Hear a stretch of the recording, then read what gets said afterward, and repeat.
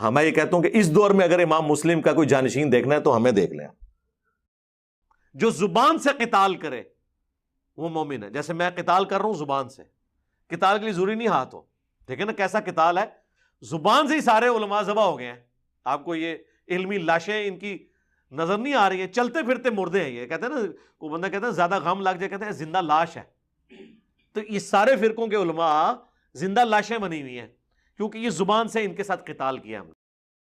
کیا فرقوں اور مولویوں کی منجی ٹھکنی بند ہو جانی چاہیے؟ جی بالکل نہیں ہونی چاہیے. اس کی وجہ کہ ہے ہی اتنے زیادہ ہیں، منجی بار بار ٹھکنی چاہیے.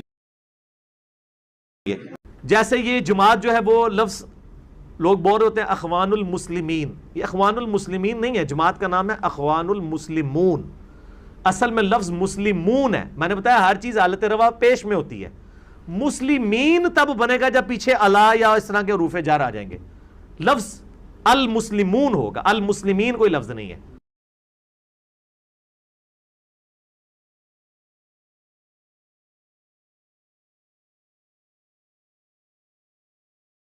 پہلے تو اس کو سمجھ لیں، سیدنا لفظ ہے. یہ سید کہتے ہیں غلام کو.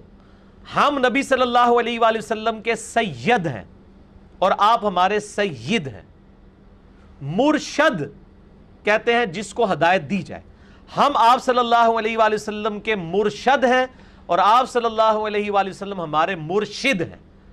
زبر اور زیر سے کتنا فرق ہے. کلائی یہ ہوگی، یہ کف ہے، یہ تین چیزیں ہوگی، یہ سمجھ لیں. رس کہتے ہیں یہاں سے لے کے یہاں تک، کلائی تک. کلائی کو کہتے ہیں کف عربی میں. یعنی ایک غریب اتو بدتمیز، ایک جاہل اتو کانفیڈنس لیول آسمانہ تے ہے. یعنی جہالت کے باوجود کانفیڈنس لیول ہے. اب زرہ عربی زبان میں کہتے ہیں درمیانی، یہ انگلی سے لے کر ہاتھ کی درمیانی انگلی سے لے کر کونی تک کو. جیسے پرانے زمانے میں جنگوں میں زرہ پہنا کرتے تھے لڑائی کے لیے، یہ زرہ.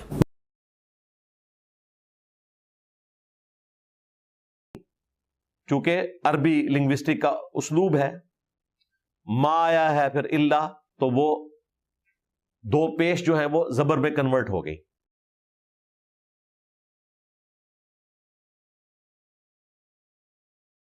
ابھی بھی آپ دیکھ لیں کہ کتنے لوگ ہیں جنہوں نے دین کے بارے میں بولنا شروع کر دیا اور ان کو دین کے بارے میں علم کوئی نہیں ہے، اور کتنے کتنے بڑے مسئلوں میں انہوں نے ٹانگ اڑائی ہوئی ہے. والہدیہ، اور تمہاری قربانی کے جانوروں کو بھی نہیں جانے دیا، یعنی صلح حدیبیہ کے موقع پر. معکوفاً ان یبلغ محلہ، کہ وہ جانور اپنی قربان گاہوں تک پہنچ جائیں، یعنی جا کے مینا کے اندر قربان ہو، وہاں تک انہوں نے جانے بھی نہیں دیا. یہ محلہ کا لفظ اردو میں بھی لفظ استعمال ہوتا ہے. اردو میں ہم محلہ کہتے ہیں، یہ لفظ محلہ ہے عربی کا، لیکن اردو میں چل جاتا ہے. فلما افاق، جب انہیں افاقہ ہوا، یہ اردو میں بھی لفظ استعمال کرتے ہیں. دوائی کے بعد کہتے ہیں افاقہ جے ہون، یہ عربی دا لفظ جے افاقہ، ٹھیک ہے. لیکن اردو میں میرا لئے افاقہ جب لکھتے ہیں تو چھوٹی ہے ساتھ ویسے ہی لگا دیتے ہیں، ٹھیک ہے نا. یہ لفظ آفاق ہے جب وقف کریں تو. جب انہیں افاق، جب آپ وقف کریں گے تو اگلی آیت کو پھر حالت رفع میں سٹارٹ کریں گے. اقتلوا یوسف اذکروا نعمت اللہ، یاد کرو اللہ تعالی کی نعمت کو.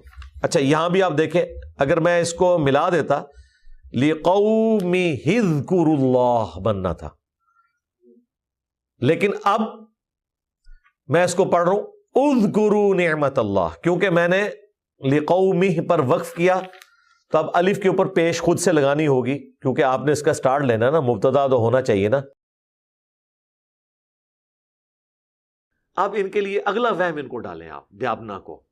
دیوبندیوں کو عربی میں دیابنا کہتے ہیں نا، جیسے وہ بریلویوں کو بریلویہ، تصغیر کے سیغے کے ساتھ. آپ مجھے بتائیں، ایک کوئی دنیاوی طور پہ بہت پڑھا لکھا بندہ ہے لیکن اس کو عربی یا اردو نہیں آتی ہے اور اس کی اپنی زبان کے اندر قرآن کا ترجمہ نہیں ہے، تو جب قرآن اس کے ہاتھ میں دیں گے تو وہ بیچارہ اس فیلڈ میں تو چڈو ہی ہوگا نا.